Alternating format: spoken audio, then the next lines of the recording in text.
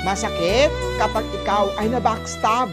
Whether ito ay sa relasyon, sa trabaho, sa negosyo. Dapat alert tayo sa mga gustong mag-sabotage sa atin. Narito po ang powerful na feng shui charm to protect you, yourself, laban sa mga backstabbers, mga negative energies, mga malas sa tao. Unang-una dyan, maglagay ng black obsidian with piyaw na bracelet. Available yan sa store ni Master Hans Kua.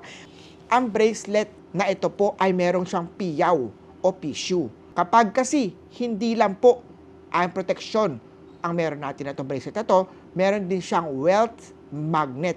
Nag-activate siya ng pera also. Number 2, makatulong ang paglagay ng rhino with elephant na figurine. Available yan sa store ni Master Hans Kua. Magaling ilagay yan sa office, sa desk. Alam nyo ba, sa classic na feng shui, ito po, rhino elephant, ay naglalaban sa hostile, negative na katrabaho, sa office na politics.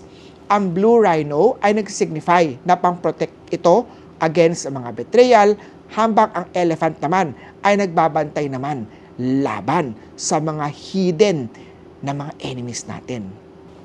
Ang placement tip nito, ilagay ito sa harapan ng desk o facing the door para harangin ito ang mga negative na intensyon na papapasok.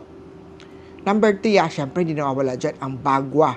Yung mirror nito, nagdadala to ng proteksyon.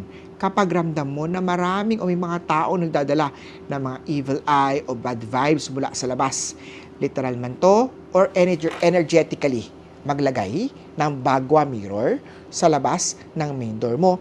Facing outward dapat Importante na itong bago na to ay nabili yan, na-cleanse yan, activate yan dito po sa store ni Master Hans Kua.